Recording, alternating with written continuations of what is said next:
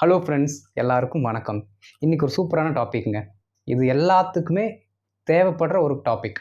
என்ன அப்படின்னா, நம்ம இங்கிலீஷில் பேசும்பொழுதோ இல்லாட்டி யாராச்சும் திடீர்னு வந்து நம்மகிட்ட பேசிட்டாங்கன்னா டக்குன்னு எப்படி ரிப்ளை கொடுக்கறது?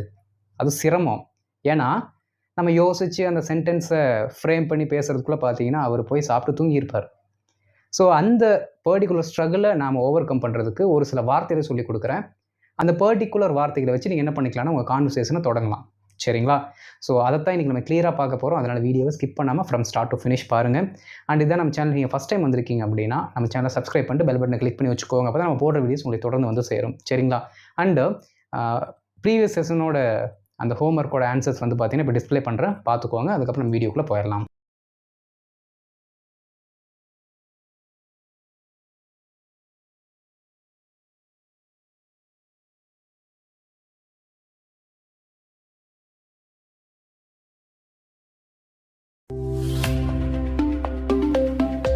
ஃப்ரெண்ட்ஸ், நம்ம நார்மலாகவே பார்த்தீங்கன்னா பேசும்பொழுது ஒரு சில கேப் வரும், பார்த்துருக்கீங்களா?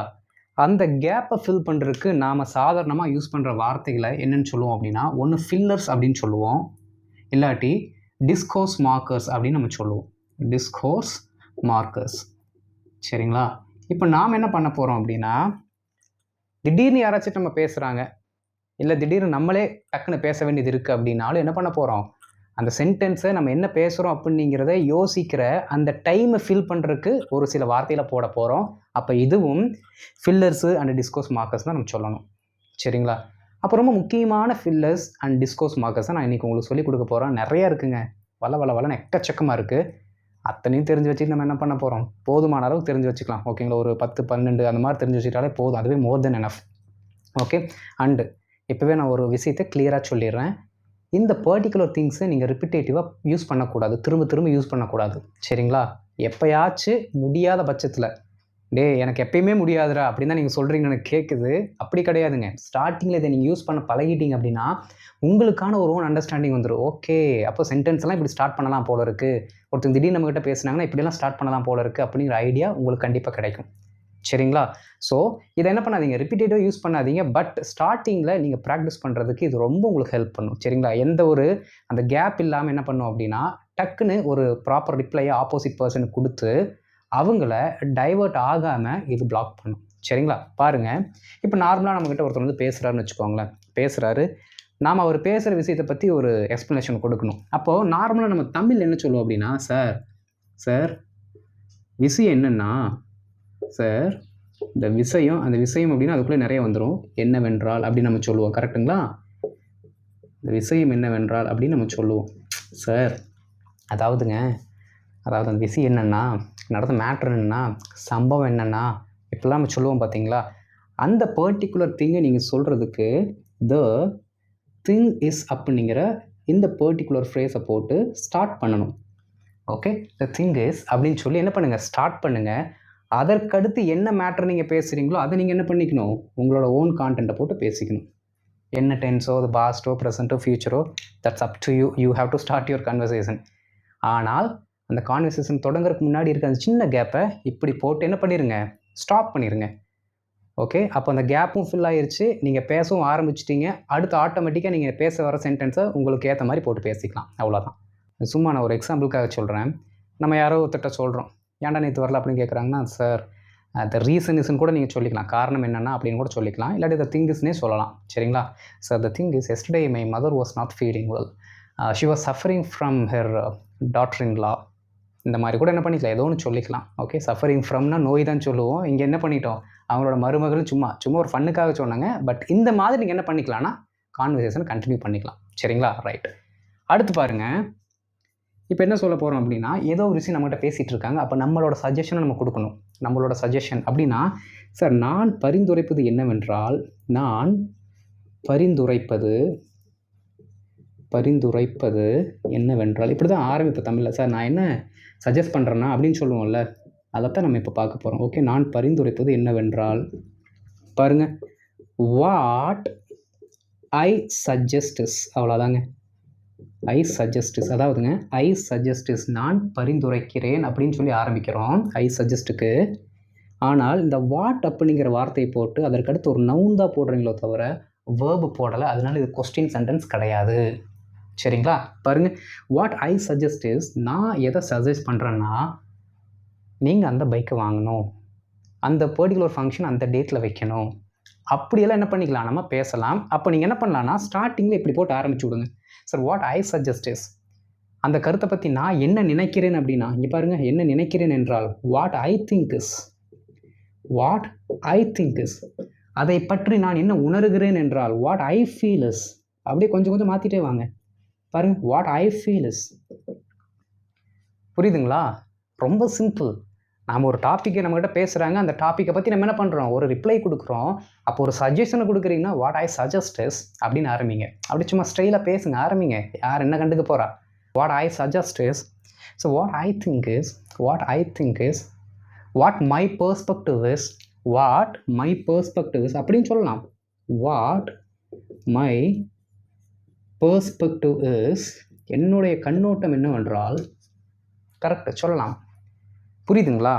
அப்போது இந்த மாதிரியான வார்த்தையில் போட்டு என்ன பண்ணுங்க, உங்களோட சஜஷனையோ இல்லை நீங்கள் என்ன நினைக்கிறீங்களோ, நீங்கள் என்ன திங்க் பண்ணுறீங்களோ, ஃபீல் பண்ணுறீங்களோ, உங்களுடைய கண்ணோட்டம் எதுவோ அதையெல்லாம் சொல்லி அதற்கு அடுத்து ரிலேட்டடாக இருக்க அந்த பர்டிகுலர் சென்டென்ஸை நீங்கள் பேச ஸ்டார்ட் பண்ணுங்கள்.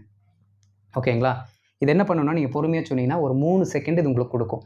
அந்த 3 செகண்டில் என்ன பண்ணணும் அப்படின்னா, நீங்கள் பேக்ரவுண்டில் உங்களோட அந்த கான்டென்ட்டை யோசித்து கொஞ்சம் என்ன பண்ணிக்கணும், ப்ராக்டிஸ் பண்ணி அதை கன்ஸ்ட்ரக்ட் பண்ணி பேசிடணும்.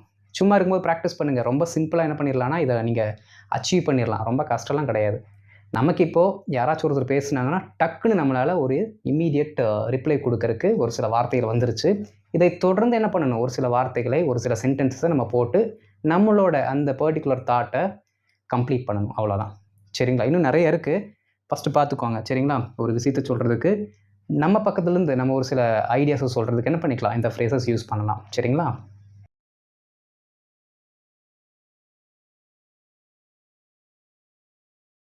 இப்போ நம்ம ப்ரீவியஸ் ஸ்லைடில் பார்த்தது எல்லாமே நம்ம இதுக்கப்புறம் சொல்ல போகிறது. நான் என்ன சஜஸ்ட் பண்ணுறேன்னா, நான் என்ன நினைக்கிறேன்னா அப்படின்னு இதுக்கப்புறம் நம்ம செய்ய போகிற ஆக்ஷனை சொல்கிறோம். இப்போ என்ன பார்க்க போகிறோம்னா, நாம் ஆல்ரெடி செஞ்சுருப்போம் பார்த்தீங்களா, அதை பற்றி பேசி நம்ம ஸ்டார்ட் பண்ண போகிறோம். ரொம்ப சிம்பிள். இங்கே பாருங்கள், நான் என்ன சொன்னேன்னா, ஏதோ ஒரு விஷயம் நடந்திருக்கு, அங்கே ஏதோ நம்ம சொல்லியிருக்கோம். சரிங்களா? அதை வந்து தப்பாக கன்வே ஆகிருக்க வாய்ப்பு இருக்குது. அப்போ நம்ம என்ன பண்ணுறோன்னா, அதை வந்து ரெக்டிஃபை பண்ணுறதுக்காக ஆரம்பிப்போம். சரிங்களா? ரொம்ப simple. What I said. Okay, I செட்னா நான் சொன்னேன். நான் என்ன சொன்னேன் என்றால் ஓகே பாருங்கள், what I said is, sir நான் என்ன சொன்னேன்னா அப்படின்னு சொல்லிட்டு நீங்கள் சொன்ன அந்த பர்டிகுலர் திங்ஸை என்ன பண்ணுங்கள், இங்கே ஆட் பண்ணுங்கள். Okay, so what I said is அப்படின்னு சொல்லிவிட்டு நீங்கள் ஒரு கான்டென்ட் பேசியிருப்பீங்கள, அதை அப்படியே என்ன பண்ணுங்கள், அங்கே மென்ஷன் பண்ணிடுங்க. ஓகேங்களா? அவங்களாம் இங்கே வேலை செய்யக்கூடாது, நாளைக்கு அவங்க வந்தால் போதும் அப்படின்னு தான் சார் நான் சொன்னேன். Sir what I said is they should not work here sir, they are suppose to come tomorrow. இந்த மாதிரி நம்ம என்ன பண்ணிக்கலாம், ஏதோ ஒன்று பேசிக்கலாம். சரிங்களா? அப்போ பின்னாடி வரதை விட்டுருங்க, முன்னாடி இதை பர்டிகுலராக என்ன பண்ணுங்கள் போட்டு நீங்கள் அந்த இடத்த ஃபில் பண்ணி அதுக்கப்புறம் உங்களோட கான்டென்ட் போட்டு பேசுங்க. சரிங்களா? அடுத்து பாருங்கள், சார் நான் எதை மீன் பண்ணேன்னா பாஸ்டில், சரிங்களா, தப்பாக நீங்கள் புரிஞ்சுட்டீங்க. நான் எதை மீன் பண்ணேன் அப்படின்னா what I meant was. Okay, பாஸ்ட்டில் சொல்கிறோம், அதுக்கப்புறம் நீங்கள் எதை மீன் பண்ணி சொன்னீங்களோ அந்த பர்டிகுலர் கான்டென்ட் பேசிக்கோங்க. ஓகே பாருங்கள், sir what I meant was, madam what I meant was இப்படி சொல்லுங்கள். சரிங்களா? மென்ட் அப்படின்னா நான் எதை மீன் பண்ணேன் அப்படிங்கிறத சொல்கிறோம். சரிங்களா? அதே ப்ரெசண்ட்டில் சொல்கிறீங்க அப்படின்னா what I mean is. Okay, ப்ரெசண்ட்டில் சொல்கிறோம். சரிங்களா?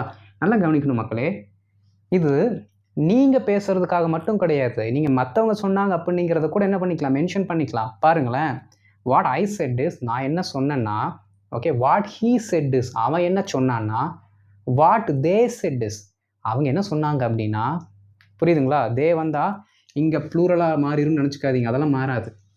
ஓகேங்களா? நாம் கான்டென்ட்டை தான் பற்றி பேசுகிறோமோ தவிர அவங்கள பற்றி பேசலை, அவங்க சொன்ன விஷயத்தை தான் நம்ம பேசுகிறோம். Okay, what we said is நாங்கள் என்ன சொன்னோம் அப்படின்னா அப்படின்னு சொல்லிட்டு நம்ம சொல்கிறோம். சரிங்களா? அதே தான். அப்போ வாட் ஹீ மென்ட் வாஸ் ப்ரெசென்ட்டில் சொல்லும்பொழுது மட்டும் என்ன பண்ணிக்கலாம், இங்கே ஹீ போட்டிங்கன்னா மீன்ஸ் அப்படிங்கிற வார்த்தை போட்டுக்கோங்க. சரிங்களா? வாட் ஹீ மீன்ஸ் இஸ் இப்போ அவர் என்ன மீன் பண்ணி சொல்கிறாரு அப்படின்னா அப்படிங்கிற கான்டெக்ஸ்ட்டில் நம்ம சொல்லலாம். சரிங்களா? அடுத்து நாம் ஒரு சில விஷயத்தை சொல்வதற்கு முயற்சித்திருப்போம், ஒரு விஷயத்தை செய்வதற்கு முயற்சித்திருப்போம். ஓகே, அதை நீங்கள் எப்படி சொல்லலாம் அப்படின்னா, இங்கே பாருங்கள், what I tried to say is, அவ்வளோதான். நான் என்ன சொல்ல வந்தேன் அப்படின்னா, நான் என்ன சொன்னேன் அப்படின்னாங்கிறது வேறு. நான் என்ன சொல்ல வந்தேன் அப்படின்னா, sir what I try to say is, நான் எதை சொல்ல முயற்சித்தேன்னா அப்படின்னு சொல்லிட்டு நீங்கள் எதை சொல்ல முயற்சித்தீங்களோ அந்த பர்டிகுலர் கான்டெக்ஸ்ட் அங்கே போட்டுக்கலாம். அந்த கான்டென்ட்டு நீங்கள் அங்கே போட்டுக்கலாம். சரிங்களா? அடுத்து பாருங்கள், நான் எதை செய்ய முயற்சித்தேன் என்றால் what I try to do is. Sir அவங்க என்ன தப்பாக நினச்சிக்கிட்டாங்க சார், நான் அப்படி பண்ணலைங்க. What I try to do is, நான் எதை பண்ணுறதுக்கு முயற்சி செஞ்சேன்னா அப்படின்னு சொல்லி என்ன பண்ணிக்கலாம், நீங்கள் என்ன செஞ்சீங்களோ இல்லை எதை செய்யறதுக்கு நீங்கள் ட்ரை பண்ணிங்களோ அந்த பர்டிகுலர் திங்ஸை நீங்கள் சொல்லிக்கலாம். ஓகே, இதெல்லாமே உங்களுக்கு ஈஸியாக என்ன பண்ணும் அப்படின்னா அந்த கேப்பை வந்து ஃபில் பண்ணி கொடுக்கும். சரிங்களா? அடுத்து ஏதோ ஒரு பிரச்சனை இருக்குது அப்படின்னா நீங்கள் இப்படி கூட சொல்லிக்கலாம். ஏதோ ஒரு பிரச்சனை இருக்குது, அந்த பிரச்சனையை பற்றி நீங்கள் இப்போ பேசுகிறீங்க அப்படின்னா, சார் த ப்ராப்ளம் இஸ் பிரச்சனை என்னென்னா, த ப்ராப்ளம் இஸ் கரண்ட் ஒழுங்காக வர மாட்டேங்குது, அதனால நெட்டு ஒழுங்காக கிடைக்க மாட்டேங்குது. இந்த மாதிரி நீங்கள் ஏதோ ஒன்று சொல்கிறீங்க. அப்படி ஆரம்பிக்கும் பொழுது சார் த ப்ராப்ளம் இஸ் அப்படின்னு என்ன பண்ணணும், நீங்கள் ஆரம்பிக்கணும். நிறைய டைம் சொல்லுங்கள். சொல்லி பார்த்தீங்க அப்படின்னா சிம்பிளாக முடிஞ்சிடும். அப்போ எப்போ வந்து யார் பேசினாலும் அந்த கான்டெஸ்ட்டுக்கு ஏற்ற மாதிரி நீங்கள் ஒன்று வந்து சொல்ல விருப்பப்படுவீங்க. அப்போ நீங்கள் வந்து என்ன சொல்கிறீங்க, சஜஸ்ட் பண்ணுறீங்களா இல்லை பாஸ்ட் நடந்த விஷயத்த சொல்கிறீங்களா அப்படிங்கிறதுக்கு மாதிரி நீங்களே ஒரு ஃப்ரேஸை போட்டு பேச ஆரம்பிச்சிடுவீங்க. பட் என்ன வேணும், ஸ்டார்டிங்கில் நல்ல ப்ராக்டிஸ் இருக்கணும், இருந்தால் தான் பேச முடியும். சரிங்களா?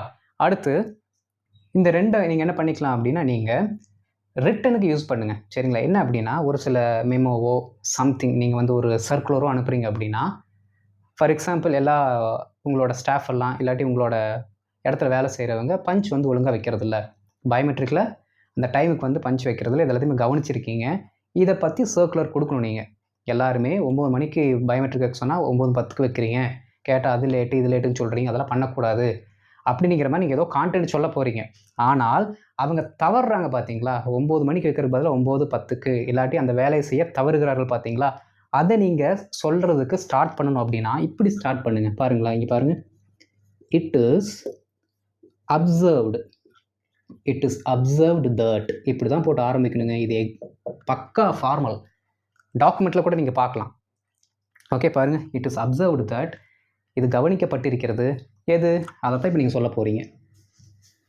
ஓகே, புரியுதுங்களா? டிராஃப்டில் இப்படி தான் பண்ணணும். புரியுதுங்களா? மேக்ஸிமம் பாசிவ் வாய்ஸ் யூஸ் பண்ணுங்கள். பாசிவ் வாய்ஸ் யூஸ் பண்ணிட்டீங்கன்னா டாக்குமெண்ட் பக்காவாக வரும்.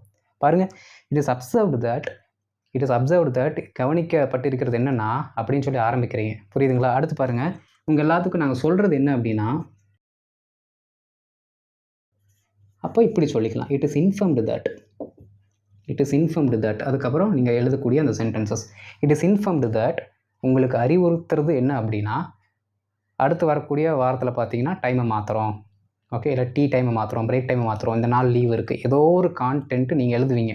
அதெல்லாம் உங்களோட ஓன். சரிங்களா? பட் ஆரம்பிக்கும் போது இப்படி ஆரம்பிச்சிருங்க லெட்டரை. Okay, it is informed that. Okay, ஏதோ ஒரு அறிவிப்பு நீங்கள் சொல்ல போகிறீங்கன்னு அர்த்தம். அப்சர்வ்னா கவனிச்சிருக்கீங்க, அப்சர்வ் சொல்லலாம், நோட்டிஸ்டு சொல்லலாம், இட் இஸ் நோட்டிஸ்டு தட் அப்படின்னு சொல்லலாம். புரியுதுங்களா? ஸோ லெட்டராக இருந்தால் இது யூஸ் பண்ணி நிறைய இருக்குங்க. எல்லாத்தையுமே போட்டு இன்றைக்கே நான் கொடுத்தேன் அப்படின்னா உங்களுக்கு ரொம்ப வெயிட்டாக இருக்கும். அதனால் லெட்டருக்கு மட்டும் இந்த 2 யூஸ் பண்ணுங்கள். ஓகே, மீதி எல்லாத்தையுமே நீங்கள் ஸ்போக்கனுக்கு யூஸ் பண்ணுங்கள். சரிங்களா? புரிஞ்சுதா உங்களுக்கு? அவ்வளோதான், ரொம்ப ரொம்ப சிம்பிள். ஸோ இதை பேஸ் பண்ணி என்ன பண்ணிக்கணும், இதுக்கப்புறம் உங்களுக்கு ஸ்பீக்கிங் ஸ்ட்ரகிளே வரக்கூடாது. யார் வந்து பேசினாலும் சரி. சார் த திங் இஸ், ஆரம்பிங்க. Sir what I suggest is, ஆரம்பிங்க, தப்பு இல்லை. யாரும் தப்பு சொல்ல போகிறது கிடையாது. நீங்கள் அந்த பர்டிகுலர் இடத்துல உங்களோட அந்த ஃப்ளோவை என்ன பண்ணிட்டீங்க, கம்ப்ளீட் பண்ணிட்டீங்க. அவ்வளோதான். ஓகேவா ஃப்ரெண்ட்ஸ்? ஏன்னா இப்படி தான் நானும் ஸ்டார்டிங்கில் ப்ராக்டிஸ் பண்ணேங்க. அதுக்கப்புறம் எனக்கு ஒரு அண்டர்ஸ்டாண்டிங் வந்துருச்சு, எப்படிலாம் ஸ்டார்ட் பண்ணி பேசலாம் அப்படின்ட்டு. பட் ஸ்டார்டிங்கில் நமக்கு ஒரு ஐடியா வேணும்ல, அந்த ஐடியா தான் இது. கரெக்டாக ப்ராக்டிஸ் பண்ணுங்கள். ஓகே, ஐ திங்க் இந்த வீடியோ உங்களுக்கு ஹெல்ப்ஃபுல்லாக இருக்குன்னு நினைக்கிறேன். இந்த வீடியோ உங்களுக்கு ரொம்ப ஹெல்ப்ஃபுல்லாக இருந்துச்சுன்னா மறக்காமல் லைக் போட்டு கீழே எஸ் அப்படிங்கிற ஒரு வார்த்தை மட்டும் போட்டுருங்க. அப்போ தான் இது தொடர்பான இன்னும் நிறைய வீடியோஸ் உங்களுக்கு நான் போட முடியும். சரிங்களா? ஸோ இந்த வீடியோ உங்களுக்கு பிடிச்சிருந்துச்சுன்னா மற்றவங்களுக்கு ஷேர் பண்ணுங்கள். அண்ட் இதான் ஃபஸ்ட் டைம் நம்ம சேனலுக்கு வந்திருக்கீங்கன்னா மறக்காமல் சப்ஸ்கிரைப் பண்ணிட்டு பெல் பட்டனை கிளிக் பண்ணி வச்சுக்கோங்க. அப்போ தான் நான் போடுற வீடியோஸ் உங்களுக்கு தொடர்ந்து வந்து சேரும். நான் ஆல்மோஸ்ட் குளிச்சிட்டேன், அந்தளவுக்கு நல்லா வேர்த்துருச்சு. ஓகே, ஸோ வீடியோ முடிச்சுக்கலாம். தொடர்ந்து என்ன பண்ணுங்கள், இதை ப்ராக்டிஸ் பண்ணுங்கள். நான் அடுத்த வீடியோவில் பார்க்குறேன். தேங்க்யூ, பாய்.